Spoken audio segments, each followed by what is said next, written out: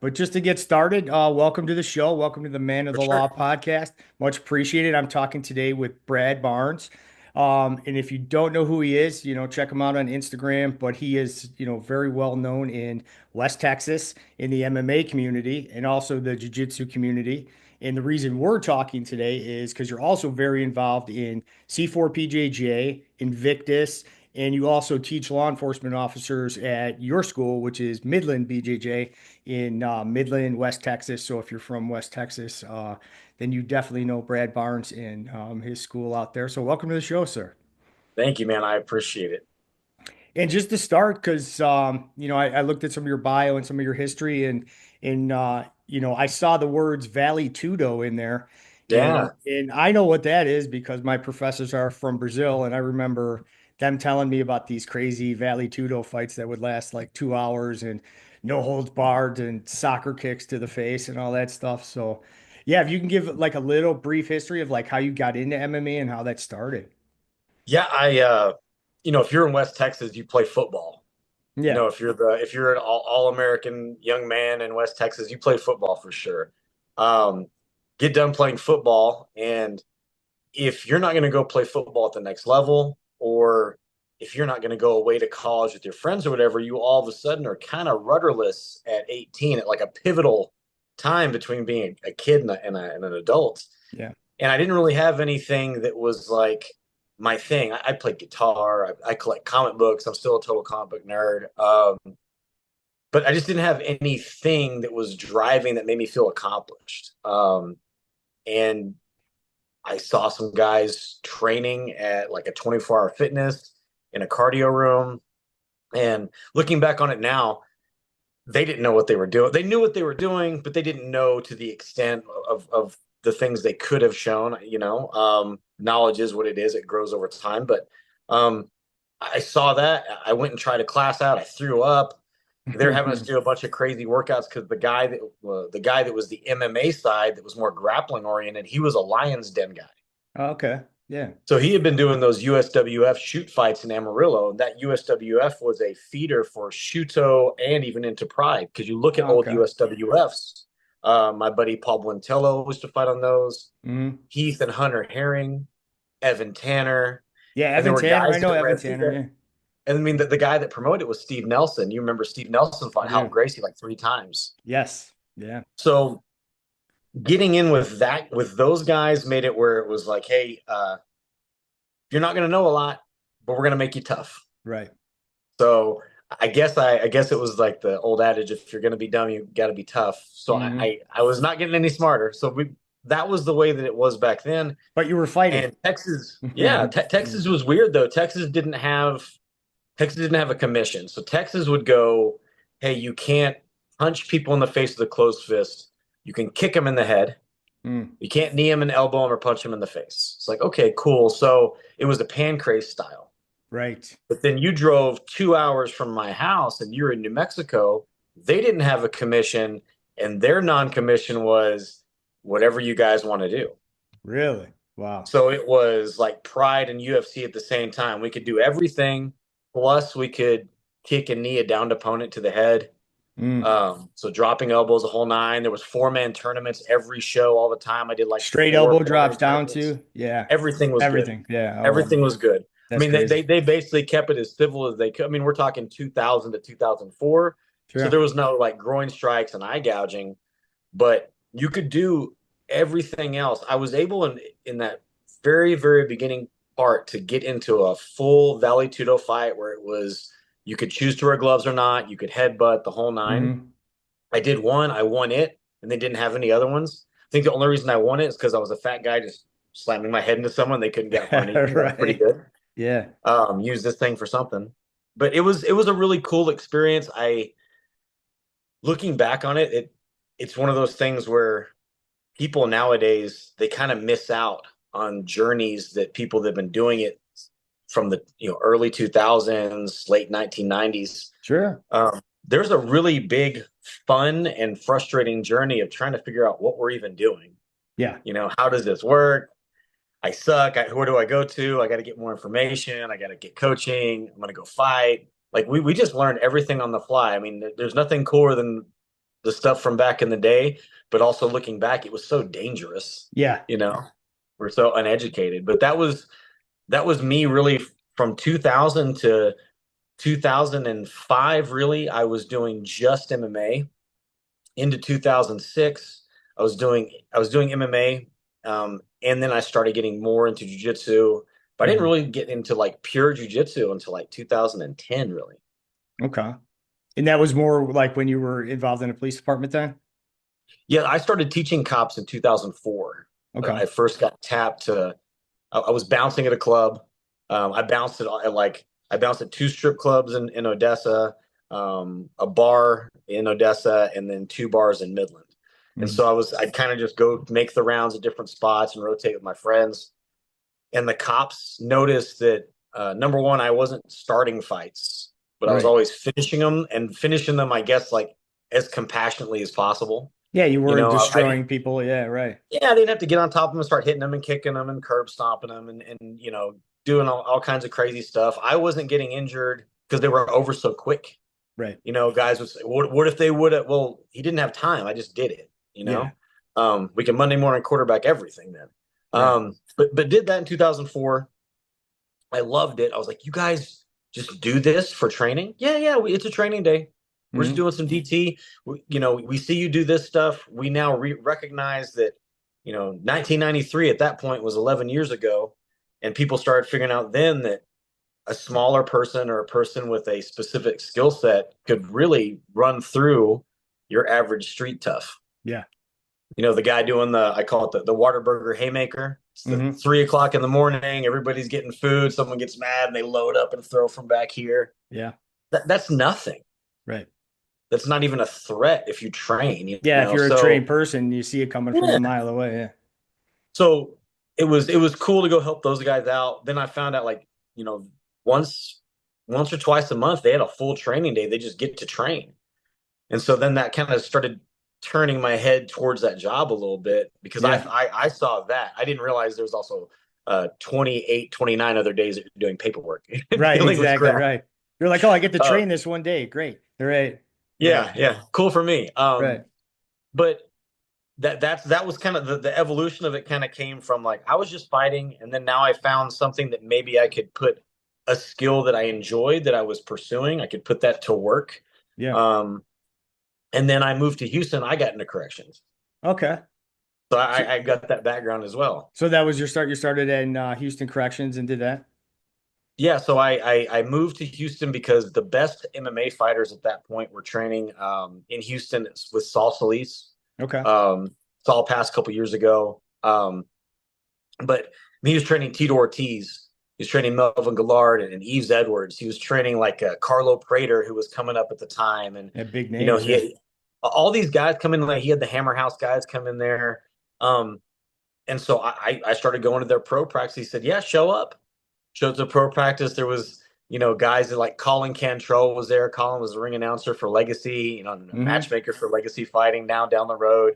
So the Death Row MMA guys from Texas, all those people came together, and there was like 2 degrees of separation from Saul with everybody that was legit. Yeah. So I was training there during the daytimes, and then I would go and work night shift at the jail. Yeah. And I figured out really quick again, like, man, I cannot believe how many grown men in a profession where they're supposed to physically Yeah. keep someone from harming themselves or someone else can't put hands on people and stop them from doing that without it getting into like an overblown Yeah. emotional freak out kind of situation. I was And I'm shocked by that. sure that was 90% of your coworkers, just like it It is with was. mine. Yeah, exactly. Right. And it's, and yeah. and it became a thing where I just started doing. I didn't say anything. I didn't try to put my you guys should train, you guys should train. I didn't know I could say anything, Hmm. but people just started seeing like when we send him in there to pull that guy out, it's fine. When we all go in together, it's a mess Right. because Because nobody knows what's going on, you and have then you add more skills. people, it's a Yeah. problem. Yeah. You have skills So and they don't. Right. yeah, so Yeah. I started teaching them like for some like training sessions and stuff, showing them how to how to bundle up arms and how to bundle up legs and how to get someone's cross faith them so they can't turn and fight you and be strong and little things like that. And I could tell like this is the side that I really enjoy, Yeah. you know? And I had a natural progression from there to then kind of teaching some of the guys to then Hurricane Katrina happened. Mm. There's a potential for no running water. Another hurricane happened after that one. Right. Like within a couple of weeks, had to evacuate again. And so my wife at the time, she's pregnant. She's like, we can't be without water. And they're looting Fiesta Foods 3 blocks from the house. And there's sex offenders and rapists and all these violent criminals have been let out and just said, figure it out, that are unaccounted for. Yeah, So it was getting dangerous. Yeah. very dangerous. So it was like one of those situations where I took a second and go, we have at least some type of support system back home. So maybe I'll look at moving back. Called the Midland Police Department, and the sergeant who brought me in to do training was now over recruiting. He Oh, had to yeah. cycle through stuff. Sure. So like, hey, how you doing, man? I want to do this. I've been working here at Fort Bend County. I'd like to move forward, move back there and have a job waiting for me. So um, he did a little rope a dope, and they got me so I could immediately start having a job and get paid with having a kid and everything on the way. Oh, I fantastic. started working in dispatch, Yeah. which was not good for the waistline. I'll tell you that Right. much. Exactly. You Yeah. know, so that put me back, but it got my foot in the door, got me working. I think it did help with me understanding radio traffic and Sure. understanding how the flow of information goes with law enforcement from the caller and everybody else. A legit game of telephone is happening, and it's not cool. Mm. Yeah. So, True. but did that, then got into the academy, and then literally from the first day of defensive tactics, it was like I'm not good at running. I'm not good at doing CrossFit exercises. I'm not the smartest guy in the world. I got to figure out how to articulate things right. But put me on a mat with other human beings, and I'm going to excel. Right. And by the end of that first class, I had all the DT instructors staying late asking me questions on how to do Mm. stuff. Yeah. And that stayed that way all the way through the academy into right after the academy. And then you're like, hey, you want to come out and teach DT? Yeah. And that was essentially like, that was, to me, that was the big win, because that's what I wanted to do when I first kind of got turned towards that as a profession. Um, Looking back on it now, I mean, I should have maybe just pursued the whole process of being just a full-time coach, but I'm really thankful for my experience as a cop to, when people ask me questions, hey, coach, how would this work if it was real? If someone was really trying to do something to me? And thank God, jujitsu, it works as advertised, Yeah. like Yeah. it really does work. Yep. And to be able to tell someone, hey, this works on the mat floor, but this does not work on the concrete. Don't do this. This is bad. Yeah. Like we'll train ways to have failure drills out of it, things like that. I think that part was really important to me, because Mm. I didn't just end every little dust up quickly and efficiently and everything. There were times when I had to actually fight people, Sure. and knowing how to fight and knowing how to, like, what things now have been pressure tested, I can weed out of a curriculum. When I have a cop join that's on his first day at jiu-jitsu, like yesterday for one of my guys, is a homeland Hmm. security guy. He wants to do jiu-jitsu. I'm like, you're gonna get hurt doing that. Let's just try to face our partners. Let's do that first. Right. Front face towards the enemy. Let's put frames, put shields in there. Let's concentrate on taking one arm out at a time. So Right. doing that stuff and being in those situations really helped me out moving forward now into doing what I should have been doing the whole time. Yeah, but I mean, you did get some, police work in too, where you understood the job, you understand corrections, police work, and Oh yeah. the difficulties that go into that too. So it's yeah, and the combination between the two worked out. But with your career, being an MMA person and a jiu-jitsu person, it seemed like yeah, it kind of would gravitate that way too. Yeah. I think a good thing with it was is the doing law enforcement part. I mean, I don't think that I would not call myself, I would not have called myself a great cop, because I did the opposite of everybody else. Most people are like making excuses as to why they can't do DT. Hmm.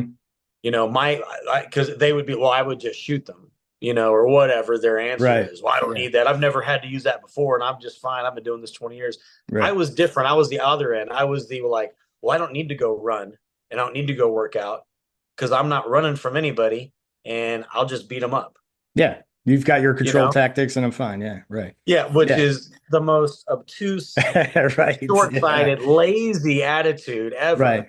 So I'm glad I've overcome that, now. But I mean, looking back, I wouldn't have taken me serious not saying you need to do DT either. Like, yeah, well, you're just a big dude that knows how to fight. Like, Right. run up the stairs without getting out of breath, bro. Like, okay, you're right. You're right. Yeah. You're like, I can't do that, but right. Yeah. But I can tie So you it up. was it was a good experience. It was a good thing for me to like be able to look back on now and grow from that for sure. Yeah. But it always seemed like coaching was kind of in your blood and that's really what you enjoy doing. I would literally work overtime to be able to take off and teach extra at the academy. Yeah. So I would work extra to work extra, but the extra I was working for was just to teach. Yeah. And I'm kind of the same way. Once I got my brown belt, I started teaching fundamental classes at our school. And then we got a Friday night law enforcement course and I love it. I do it 3 nights a week. I don't get paid to do it. And I mean, I got a free membership now because I've been there for years, but the Friday night class with our law enforcement, it's a labor of love, but I enjoy going. I enjoy, having law enforcement officers in there and so yeah, I really enjoy it. And I think like other people in jujitsu, it becomes kind of part of your lifestyle. It's not, Yeah. you don't look at it as like, oh, I got to go to work. You're like, I'm going to the gym. It's going to be great. You know? Yeah, Yeah. for my wife when we talk, I say, "Hey, I'm going to work." Hmm. But I mean, running a school is work, Yeah. you Yeah. know. But teaching class and training, that's fun. Yeah. That makes it worth it for sure. And for what you're saying, like you even volunteering your time to teach cops, it's so rewarding to do that because it's different than teaching like, a normal person. Yeah. A normal person, like they're in there under the like, well, Joe Rogan said this is cool. Hmm. Jocko says this is cool. Ashton Kutcher does it. Well, whatever the thing is, that Tom Hardy's my wife would say Tom Hardy's hot. You should do jujitsu too, that Right. kind of Yeah. thing. Yeah. Um, so they're in there under those things. They're trying to figure out how it may fit for their life, and maybe they're Hmm. trying to have to go through mental gymnastics of I do need this for self defense, or I do need this because it provides a community or whatever it is. I want to get in For, better shape. It's a good workout. yeah, Yeah. but for cops, you can go, bro. This can keep you alive. Yes. Yeah. It's there's no we don't need any other fluff. No.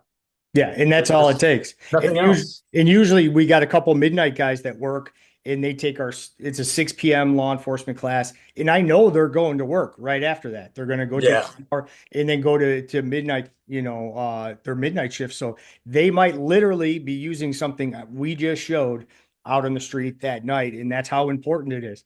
And it could be the difference of their safety or somebody else's safety. So it's very important. Absolutely. For sure. Yeah. So let's get back to because I know you're C4 PJJ, high level Mhm. instructor there, and Invictus. So let's talk a little bit about C4 PJJ. Yeah. And So because I know Chad, I met Chad. Chad took real good care of me. I was out in Vegas for a vacation. I got to train with him out there. He took me to the Las Vegas Metro. So we went downstairs and trained in his in the gym room down there. Fantastic guy. Learned a ton from him. And then he came to Chicago, our gym, and did a little fight functional seminar there. yeah, Fantastic guy. Learned a ton from Chad, and yeah, great guy. you know, Chad is Chad is the best human being, the coolest human being, the person I love the most that doesn't cuss. Yeah, right. Yes.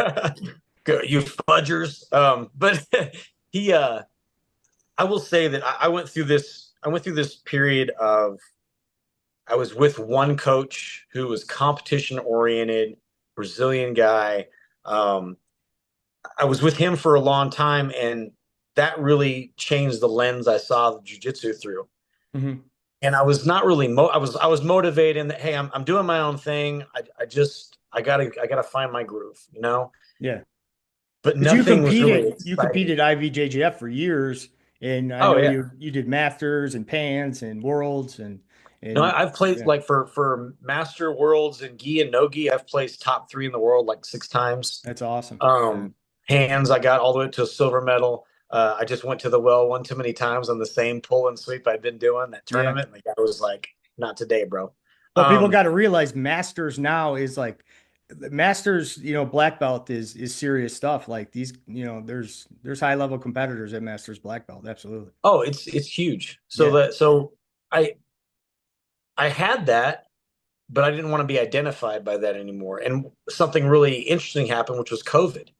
Yeah. So when COVID happens, what you saw was all these jiu-jitsu schools shutting down Mm, and all these jiu-jitsu schools not going to tournaments because the right. tournaments aren't active. And so I saw people that train jiu-jitsu that were gung-ho jiu-jitsu, the white belts and blue belts that they're going to have their name JJ at the end of whatever their Instagram handle is Right. or Yeah. whatever. It's true. They were all about it. Yeah. But COVID happens, I can't compete. Well, now I just don't really know if I like it anymore. It took away my love for it. Like, you loved the wrong thing. Mm, Like, this is about mastery of something that we can do ourselves that has more function than just let me go win a $2 medal. right. Like, let me save my own life. Let me save my kid. Let me save my wife. Let me save the lady that's getting drug into her van Yeah. in the parking lot of the grocery store. Yeah. So there's all kinds of things. You can scale this however you want. And when that happened, I saw the C4C class in Austin at Austin PD open up, Hmm. and I sent an email to Chad. Um, I, I was doing a lot of like going, getting certified and stuff, and taking classes, just trying to get some spark back. I took the Big John McCarthy Yeah. referee and judges course, all those things, and And I went and Midland BJJ was pretty much like shuttered for a while, right? Like no, your gym. No, you I kept stayed. open. I closed for 2 weeks, Yeah. and then I started having small group classes, and For then I people who started having wanted to come class. back. Yeah. Right. Yeah, because people were like, jiu-jitsu people didn't really suffer the effects of COVID No, we were like, because they let's were go in shape. train. Right. Shocker. Hmm. And we're always in germs. Yeah. We're You know like, what I yeah, mean? sweat dripping on us, everything else. Yeah. Right. Yeah. So most people I know that train jujitsu like 4 or 5 days a week, they don't really get like colds and sick, but once a year, twice a year. They're not sick all the time. Right. Thankfully that's the way it is for me. Yeah. But so we start having classes. I go and take this course with Chad, email him, hey, I'm a black belt. I was a cop, but I'd like to get more into this because during that time, it was myself, one of my black belts, Jeremy Newton, and one of my purple belts. Um, his name is Will Hodges. Will's a SF guy, worked for like 3-letter agencies and stuff. Mm. He's one of my really good friends, but I'm also like got a man crush on him because he's done some really cool stuff and he Yeah. handles himself like a silent professional. He is a Right. quiet professional. He is that guy. You're Yeah. never going to see Will Hodges getting exposed for saying some stuff on a podcast. You know what I mean? Right. Exactly. Yeah. Um, so he did knife stuff whenever he was working SF. So we started going over templates for knife training, and then let's start Yeah. taking the knives away and let's start implementing them while we're grappling. Let's start getting our guns out. So that kind of reignited something in me. And I go take this class with Chad, and on day one, he showed something so simple, and you'll everyone that's in jiu-jitsu, you understand how to shrimp. Yeah. I don't know how many miles I've shrimped in my life, up and down a mat. And then Chad shows wedging versus shrimping. Yes. And I go, why, He showed me that in Chicago too, and I did the same thing. Yeah. Oh, why do these guys not show me this yet? yes. Right. Like that's the best way to shrimp. Get up on your elbow and really work Yeah. your way over. Right. And you can build height, you can Yep. wrestle up, you Yep. can do everything that you like doing instead of doing Right. this When you're not going on anywhere. Yeah. repeat until someone's on Mhm. top of you again. Yeah. And it was actually like, all right, guys, now we're gonna do some stuff against the wall. Like everybody that was in the room had some type of, through their agency, through their off time, some type of MMA. But I'm in Mhm. there and I'm like, I know I don't do this. Like, use me as an example too. So we're working wall drills. I realized after like the first 30 minutes that one of the guys in the class is a black belt I've known about forever named Travis Joyner. Travis is Mhm. a sheepdog response guy. He's head of training for Austin PD. Mhm. Like, he's an old school guy that's been Yeah. around Texas forever. So I was like, Travis Joyner's right here. Yeah. And I get through that class and I'm so fired up because they took jujitsu, as complicated, convoluted as everybody's trying to put their own name on techniques and their own stamps on techniques and market this and market that and, gi versus no gi, and just said, we're fighting. Hmm. What works? This is how we train what works. This is how we train it in a safe way. And then we keep adding dilemmas to it. And then we pressure test through all those things and we get better. And so it basically took the style of jujitsu learning, teaching that I had come up with, which was let's do 15 minutes of calisthenics. Let's throw 3 or 4 techniques at the wall, see which one sticks, and then let's just do rounds, or stuff like that. That to me it was good for what it was. Yeah. But going in and saying having like a plan of every day we're going to be working out in and out of bad spots that we're in and out of all the time. Yes. Yeah. I'm not in people's spider guard every day, Right. but I'm always in somebody's knee shield. I'm always having somebody right next to me in a dogfight. I'm always mounted, or they're mounted on me, or whatever. And Hmm. let's work these positions the way they're meant to be worked, and then let's have a plan that makes sense for law enforcement or for Right. civilians trying to defend themselves, or MMA fighters or jiu-jitsu guys that want to win. It's Yeah. not be on bottom anymore, Right. Yeah, you it's be know. on top. Yeah, I agree. So And so that learning to have that, principle, concept base, yeah, his principles, yeah. winning inside position, winning angles, and having that in your mind, no matter where the fight takes you, if you're always thinking of that concept base, it'll get you back to the right spot and where you need to be. And yeah, I it's great. I literally now, like, it's a hack really if you learn that way, because now I will be doing something, I'll be kind of zoned out, training, whatever, tired, and you'll find yourself in positions you're like kind of in between 2 guards or whatever, and I just go posture, structure, base, find an angle. Right. All right, cool, figured it out. Yeah. So to me, doing that refueled me for how essentially how I teach classes now. That's not to say I don't show De La Hiva and reverse De La Hiva, and I don't show X Hmm. guard. I think, but I'm showing those as a means to get on top, as a means to finish a fight or progress, as a transitional point to get into stuff Right. that's more sound for us. So having that first experience, that week of training with Chad, and then becoming an instructor, and then carrying that on has really really changed the way that I kind of approach everything with fighting combat sports now. Yeah, that's fantastic. And Chad is that way. He's really taken that learning process and really jumped into that learning process. And I've talked to him about fundamental jiu-jitsu because, we do a lot of that stuff too, like, start in the back with the seatbelt. And he's like, Yeah, why would I give you the seatbelt? Don't even give him that. You want to win that inside position first, then get the legs off. Like, don't even give him the seatbelt, and just concepts like he calls them training scars, like, all yeah, right, lie on your back, totally flat in side control, like, and then, that's pretty much the game's almost over by then, because you're already giving them pretty much everything, so yeah, 100%. concepts like that. And he's like, no, you don't ever want to end up there. And we train that so often that when we do get on our back, we're like, okay, just be like, start working from there. And a lot of those positions you shouldn't even end up in. So yeah, his training style and his teaching style are really opened my eyes too when I took some of his stuff and looked into some classes with him. Yeah. So For sure. yeah. And so Invictus, and I actually just talked to Jason down in Austin. Yeah, So that's talked my to him a homie. little, yeah, talked to him a little about, and I saw you guys did some stuff on, what was it? Yeah, live Live, trained. Live Trained. Yes. Yeah. So some cool stuff there. So check that out. But how did Invictus come about? Was it because you were kind of part of C4 PJJ and met all those guys? I it was a little bit before the C4C class. I had reached out to them. There was a canine officer here that just was going through something like a medical issue. Hmm. Um, and I said, hey, I've got cops at my gym. I'm former LEO. I would like to put something on, maybe do a little fundraiser. The only way I know how, which is do seminar, workshop, Yeah. whatever. So Jason came down with Jeff Molinex.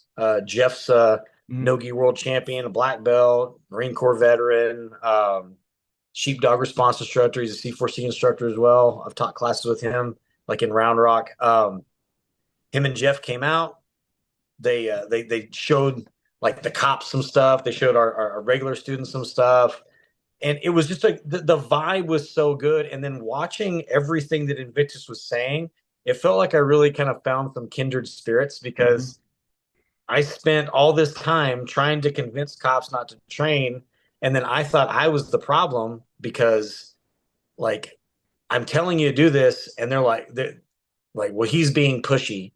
You're being pushy with wanting us to do this. So that's not right. That's not reasonable. You can't expect a cop to do this on his day off, on his time off. You can't do this. And then, there's this whole brotherhood, international brotherhood of people that are cops saying, no, you should do that. Yeah, You have to do absolutely. that. That's your Yeah, job. right. And they're calling people out just as bad too. They're shaming people on their Instagram stories. I love it. Yeah, because The articles, they work, they have kids, they have family, and they're training too. So it's, there's really no the excuse. Yeah. I love that it's the excuses guys or the what's the right word to say, the intensity that some of these cop bros will come at you for not doing the CrossFit workout of the day, Hmm. or why can't you shoot better than that? You're barely passing your quarterly qual or your biannual qual or whatever. Or, man, he's driving like crap, or talking down to each other for being, having their button seams ripping, because the Yeah. guys are too fat. Or how about this? How many guys do you know have talked crap about other dudes because they write a shitty report? Right. That happens too. You see Yeah. that, you see detectives come down, or somebody that works narcs, or somebody that works a directed patrol Yeah. come down to patrol guy and go, "What are you doing, man? We're not Right. going to get anything if this is the way you articulate, your probable cause, or what the totality of the circumstances were. There is no totality. You said I Right. saw a guy and pulled him over. Like, Yeah. Police we're officers so are pretty hard. direct. We're pretty Yeah, direct with other people. Yeah. we got to be pretty hard on stuff, but no one wants to do that when it comes to defensive tactics. No Right. one wants to hold that light up on that. So it was cool to see an entire group of people doing that with defensive tactics. Hmm. And then you look at those same guys and, like, Jason's super smart, physically fit, knows how to fight, knows how to shoot. Ari, ridiculously smart. He's definitely got a touch of the tism, like he's for sure like one of the Hmm. smartest dudes I've ever talked to. You know, he's very creative. He's got a mind for instruction. He knows how to fight. He knows how to like. You have all these people that are really well rounded now that can go out and say, "Hey, you guys should be doing this," and I know because I do it all as well. Like, that's Yeah. huge. Right. So that have being part of Invictus is a real big deal for me. I love making it where uh, it sounds fun, but it's a safe place for cops. Like, our gym is a safe place. Yeah. Everybody that's at my gym wants to see cops succeed. They want to see them not get beat by the 16-year-old kid that's in class that's on them. They can't get off. They can't get them in handcuffing positions. Hmm. They don't want that to be forever. Right. They've got your back. And I think some cops don't want to go train in jiu-jitsu schools because maybe they're worried about running into some people that they've dealt with on the job, or running Hmm. into people like jiu-jitsu has the pothead mentality, which I think is I think that's kind of gone away at this point. As far as from either side of that, people are like, that is what it is. Right. But Yeah. there's still like some of those counterculture aspects of it that I Hmm. think might be off-putting to some cops. And that's why Invictus is so important, because there's a network that they can go through. They can look at gyms in their town, Yeah. That are law or in their enforcement area friendly. that trap. Right. Yeah. Yeah, that's so important. I mean, Absolutely. I think that's good for them to know, like, hey, I can go in here. They know how to train cops, because the most important thing about the training is I'm not going to get injured. Right, exactly. You got to have good training partners that are not going to injure you, and that's another excuse I hear from police all the time. And they're like, "Oh, well, I don't want to get hurt." And it's like, well, if you're out of shape, you don't work out, you don't exercise, what do you think your next use of force is going to happen? You're going to get hurt. Most likely, if you're in better shape, the chances of you getting hurt are, much, much less. You know. Yeah, the biggest thing I hear from these guys is, well, I don't want to go and get hurt. And then they're hurting their backs, or hurting their knees or whatever, falling off of their boat while they were trying to put it in Right. and out of the Exactly. water, out the Yeah. dock. They're Exactly. they're hurting they're dislocating their shoulders playing pickup basketball on a Yeah. training day when they should be training. Right.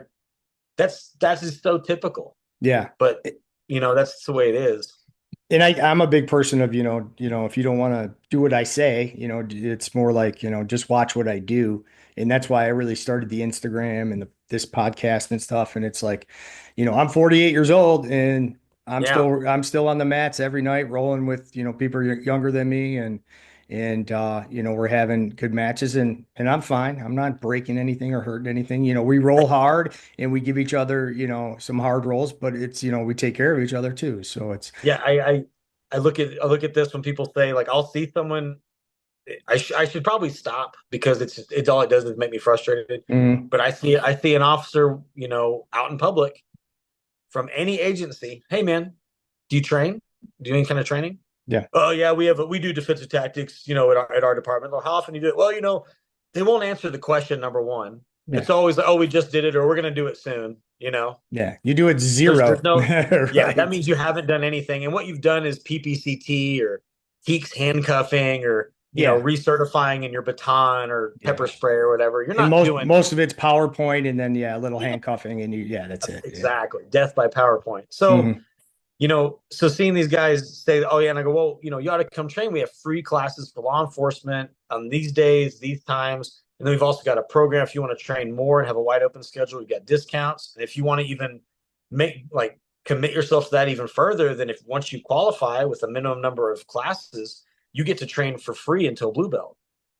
And these guys are like, man, I can't. I've got this many disc problems, or I've got this knee problem, or this shoulder Hmm. problem. And my answer is always exactly the same. Are you on duty right now? Like, Right. are you on duty or are you on light duty? Right. No, I work full duty. Then I don't understand the problem. Yeah. So you're good enough to train if you're full duty. Yeah, exactly. Yeah, if you're going out if you're going out to work and you're going, man, I can't go and fight someone in a not even fight. I can't go train with someone in a controlled environment with a controlled tempo, with professional, very well trained, educated instructor, a training partner that wants me to win. If you can't fight someone in those conditions without worrying about getting injured, why are you answering phone calls? Yeah. Why are you answering calls for service? Exactly. Because you're in no Don't shape to show up at do it. my house while my wife is getting attacked and you're going to make Right. the excuse of, oh, my neck hurts. I can't. Yeah. Yeah. Because That's that's all scary. I see when I see that. Yeah, and you have to look at it like that too. Like, am I capable to do this job properly? If somebody is in need of something, can I handle that?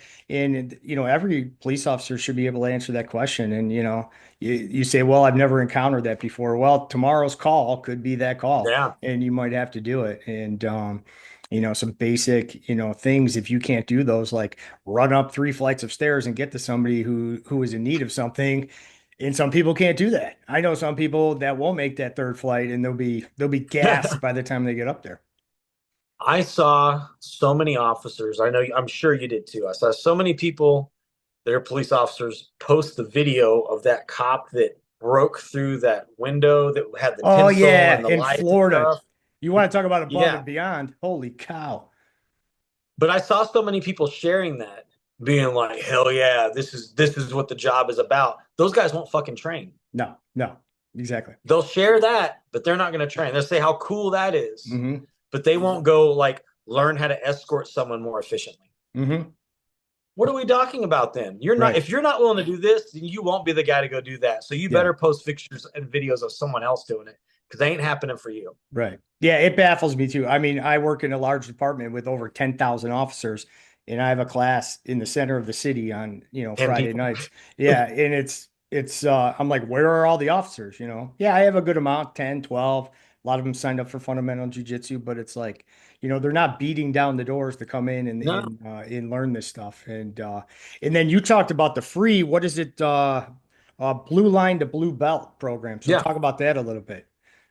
So here's where I still struggle with that. What I was doing is It's you're a almost like cop, free jujitsu for police, right? it is free jujitsu for police essentially. So what I started out was you guys get to train for free.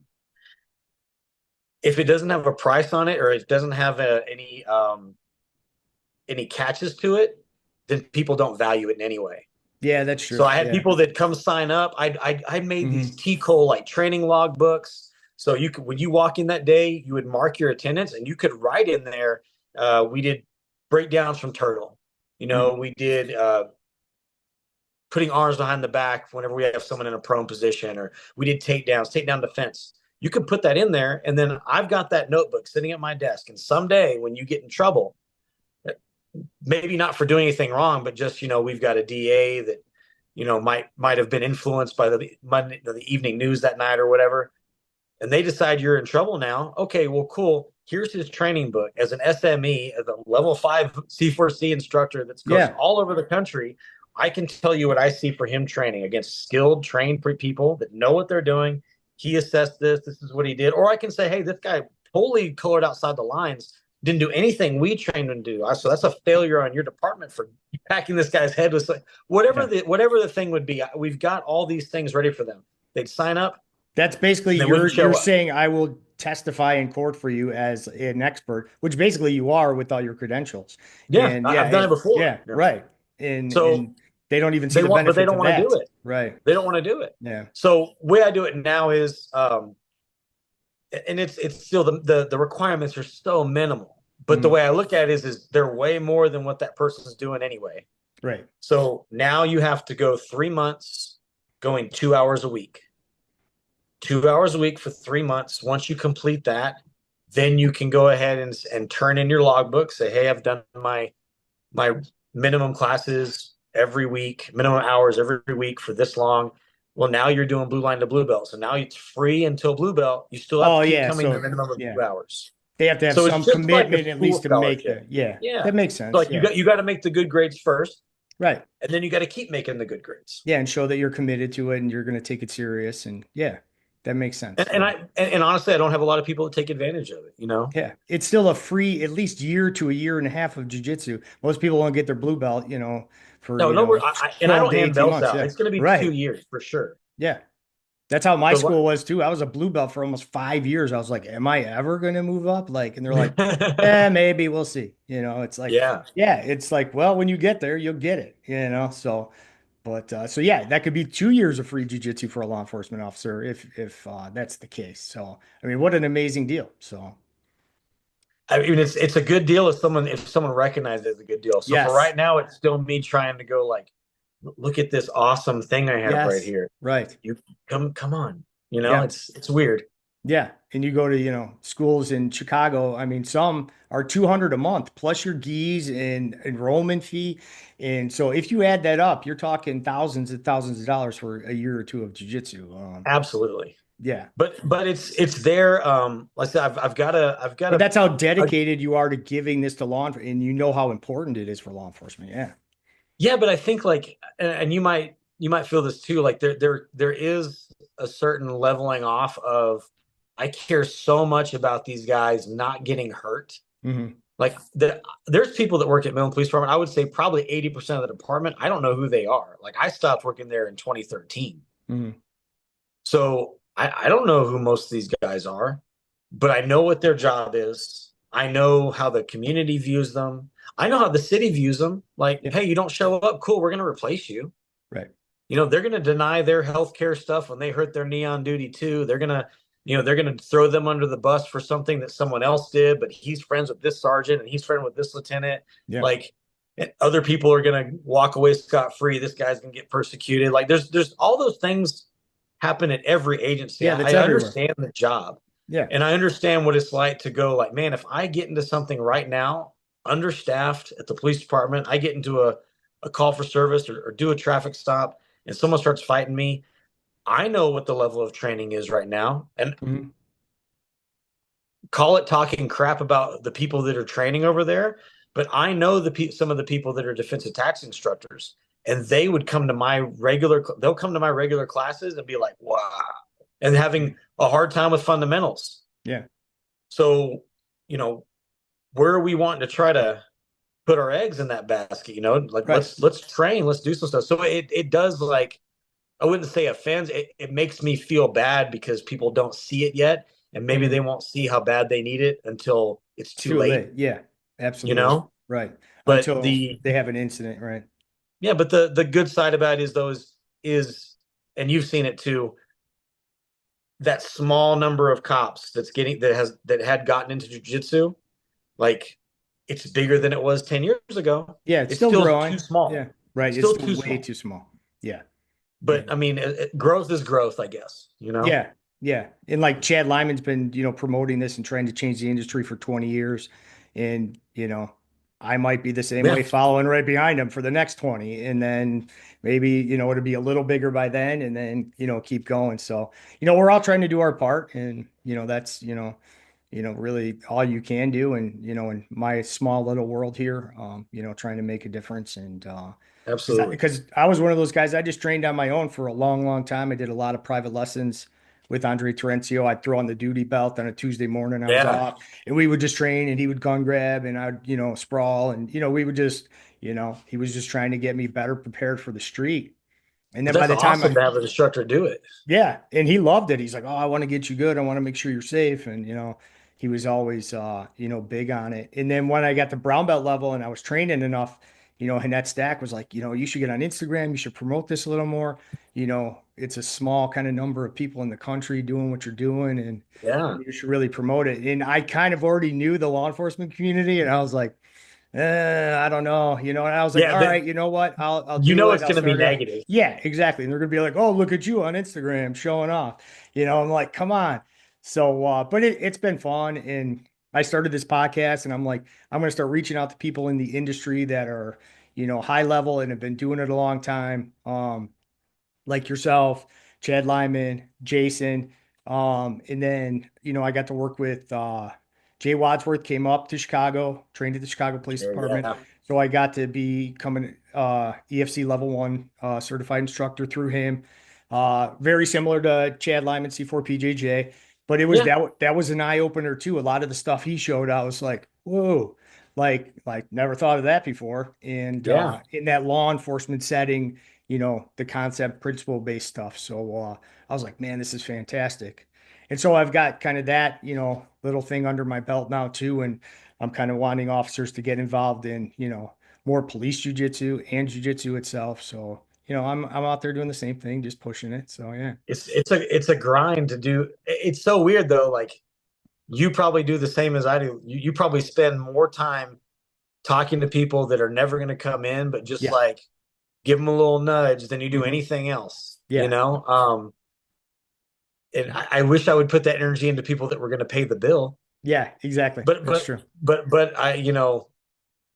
they're paying the bill if they're out there doing the job and I need them to come to my house, you Right. know? Yeah. And So in a better trained officer is better for society as a whole. Everybody gets a benefit from it.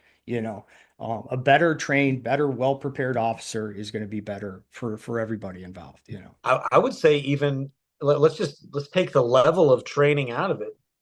Let's just say of someone who's around a wide variety of people from Mhm. all walks of life, who have all different professions, who have different upbringings, who have different ways that they speak, who look different, tattoos, skin color, ethnicity, everything is different in this one room. And none of them are lying to that guy about anything. Yeah. None of them want to hurt him. None of them, I mean, I want to choke my friends, but that's Mhm. different, you know. Right. But Yeah. but no one wishes you ill. Like I think outside of just the training, I think being in a training room, like a jujitsu room, not even just a cop training room, but an actual real jujitsu room is so important for cops to go like, I don't have to be hyper vigilant everywhere. I don't Right. have to think that everyone is trying to kill me. These people are cool. And I think it makes you a little more compassionate and have more empathy for the regular world outside of the cop world. And it's also really important to have friendships with guys that are not in the cop world or not working at your department because those guys are one promotion list away from being like, hey, buddy, stabbing you in the back Right. or throwing you under the bus or talking crap about you. I mean, it's if I think if you make the cop part your entire identity, there's problems that go forward from that. The Yeah. reason why cops are dying at record numbers from suicide as well. Yeah. It's So, true. so I think even outside of just the training, because they need it for their job, I think cops are the type of people that need it for their lifestyle.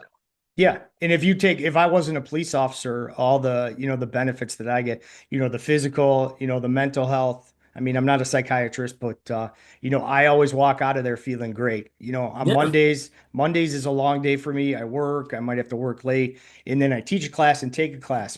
And usually when I'm walking up the stairs to go to class, I'm like, oh, this has been a long day. But when I'm coming down, we're like happy. We're talking jujitsu. It's 9 o'clock at night. I'm like, man, I feel so good.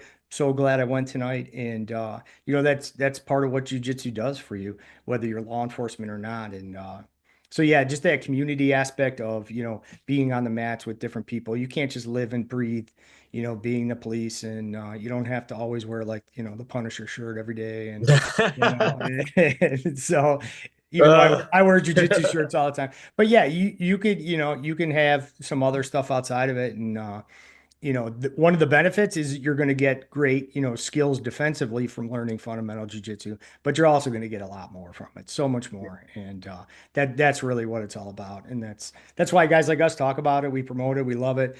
And because it's changed our lives in so many ways, from your MMA career to jujitsu and all the people you met. And, now you're a gym owner, you have your own gym, you do it full time. And I'm sure you're really enjoying that. I'm sure the business side is, difficult. You're still running a business, yeah.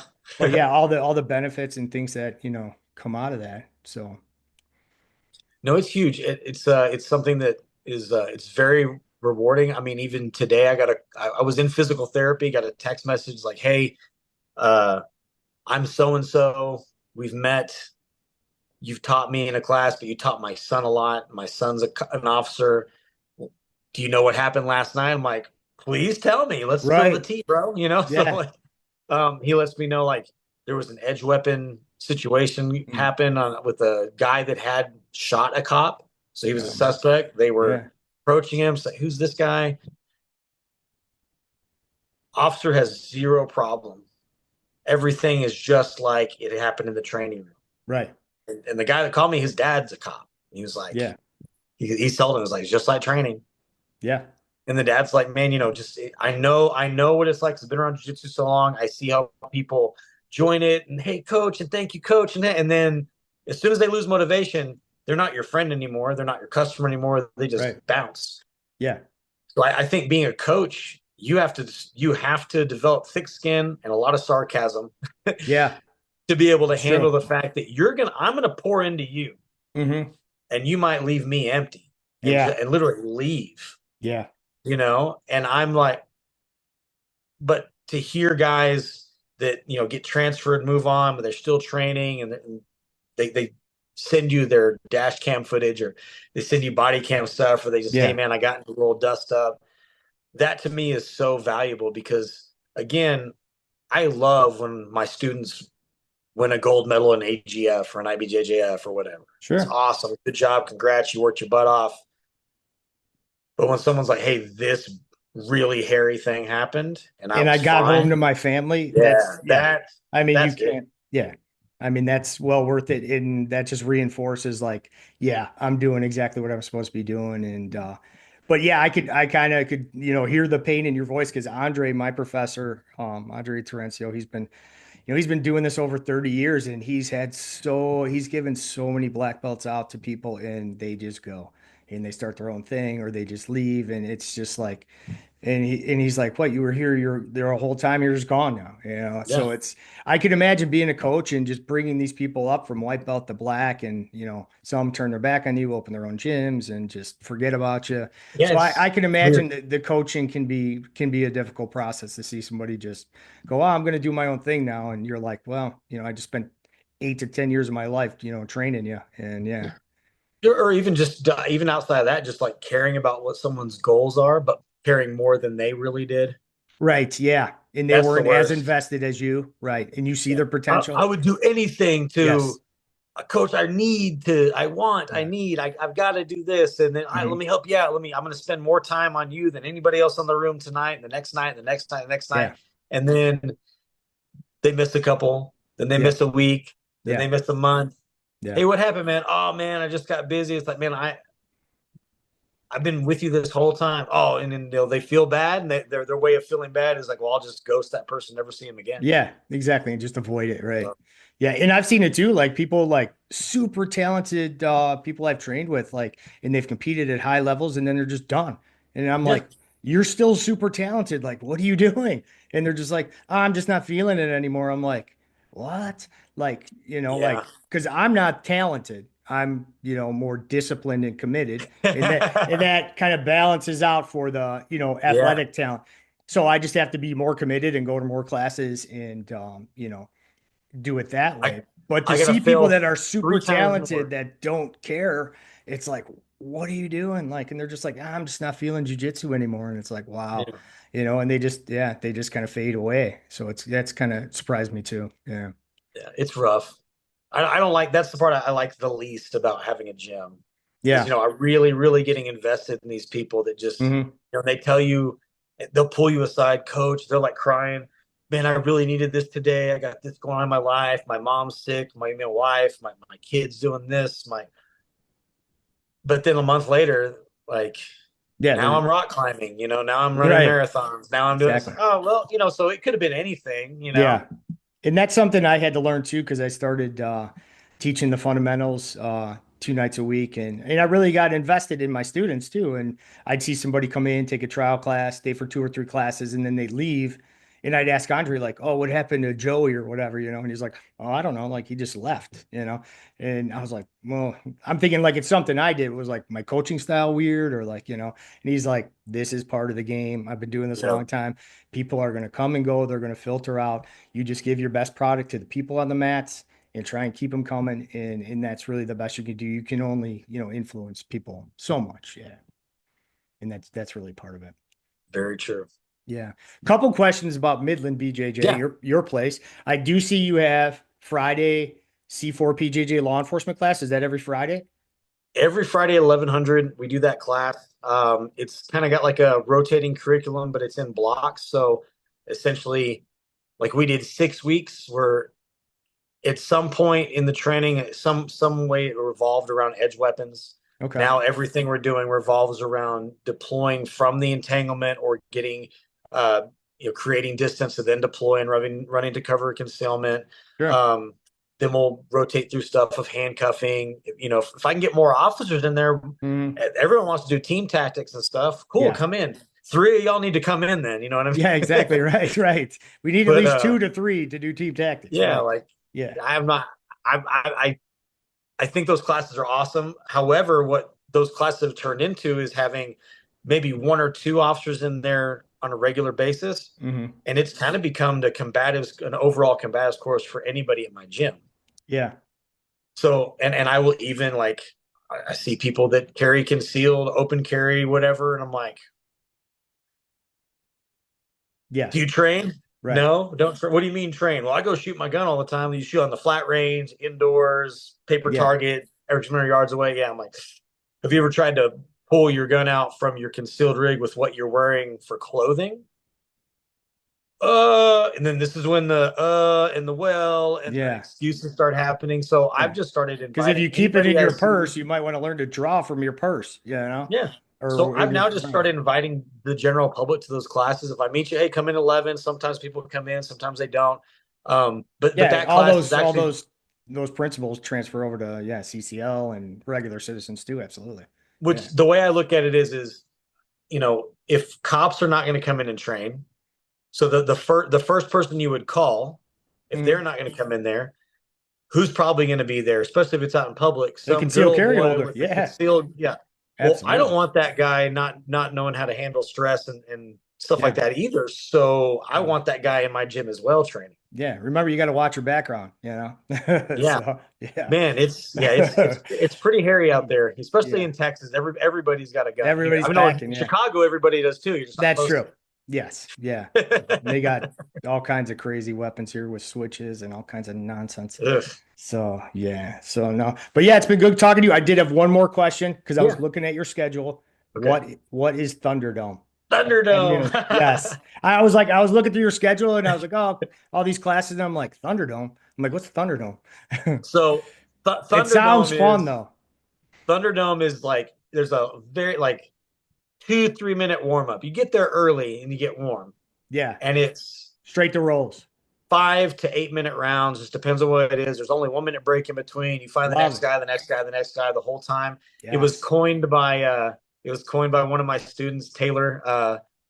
Taylor Court. He came up with it. He also married my wife and I. He was our Okay. crazy priest. But yeah, he called it Thunderdome because he was like, I went and got my ass kicked at Thunderdome on Thunder. Friday. It was just open mat or whatever. Right. And so now honestly, that's the time I got guys at the 6 a.m.s, the 12, the 4s, and the 6:30s. Mhm. And that like the group kind of melds together at 12 o'clock on Friday. People For go out and eat Thunderdome, yeah. afterwards, they hang out. It's just a good vibe for all the guys, you know?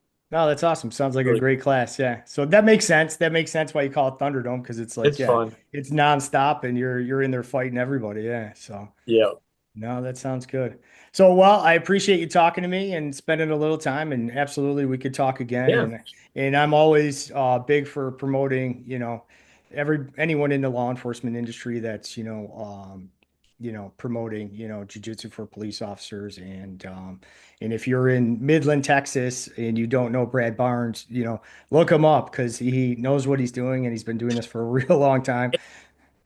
And if you're not in Midland, I've like you had brought up, myself and Jason, we do have that like basics, like a level one C4C, essentially a Yeah, program through livetrain.com. We got approached by Tiago Alves and King Mo. They're friends of mine from American Top Team. that's awesome. Mo hooked me up with Tiago, and they're like, hey, we want to do something for the website based on law enforcement and self defense. Do you want to do it? I said yes. And then as I'm getting ready to do it, I go, man, I wouldn't be in this situation. I would not have done the C4C class. I wouldn't be a representative of Invictus.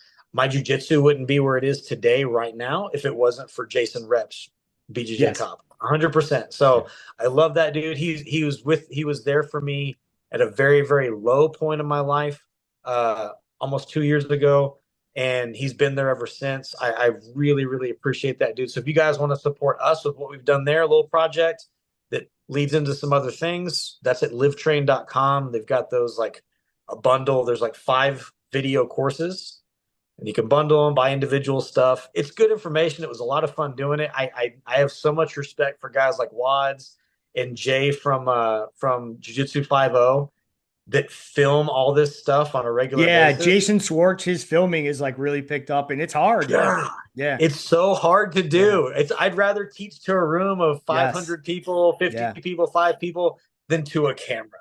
Yeah. So, Yeah. Jason's but got his whole setup and yeah, it's and yeah, and BJJ Cop over in Austin and yeah, he's the man. yeah, great guy. Has been doing this forever.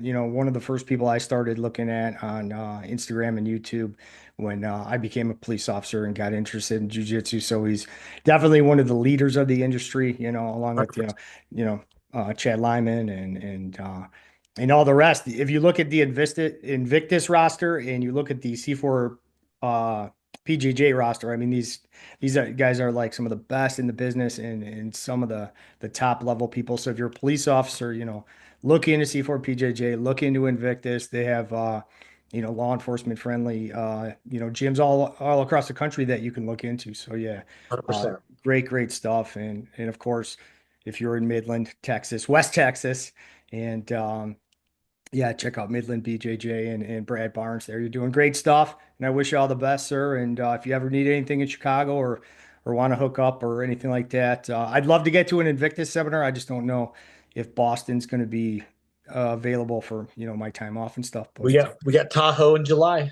yeah, Tahoe sounds good in July too. So Tahoe last year was beautiful. It was awesome.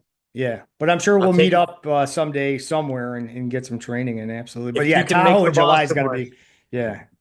If you can make the Boston one, I'm teaching that one, and then I'm definitely going to go to the Tahoe one and have my wife with me. And so that's the big thing. I always tell all my cops, all my other guys out there, if you don't have any other reason to train, get yourself a 4'10" brunette that just has the mouth of a sailor, and you will have to know how to fight. Yeah, You will have to know how to fight. You right, will have right. to. Because she's gonna put you into fights. She's Yes, gonna go, did you hear what he said? right. I No, that's appreciate you good. having me on, man. No, no problem. And anything else you want to promote or talk about before we end up? I know the live trained and stuff coming out, and yeah, definitely check that out. I honestly like as far as promote and talk about stuff, we've talked about everything. Yeah, I just really would like to like again, we keep saying, I know you're gonna keep saying in previous and post podcasts, find a gym and go train. It's not just a job thing, it's not just a physical fitness thing.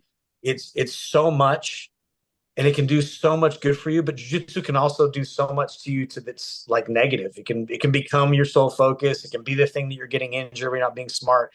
it's a very valuable tool in your life, and just like any tool, you have to learn to use it the right way. Yeah. And I don't think you're going to learn how to do that by doing it once a quarter, and I don't think you're going to learn how to do it by killing yourself every day on the mat. I think it's a process over time. It's a pursuit of martial arts mastery. It's not just a thing we do. And I think when people get onto that, uh, on that wavelength, I think training changes. I think your life changes, and I think we change other people through that. Yeah, absolutely. Oh, we'll end on that. No, very well said. And yeah, thanks again, sir. Much appreciated. And it was great talking to you. Absolutely. And yeah, we could probably talk jujitsu for hours. Really.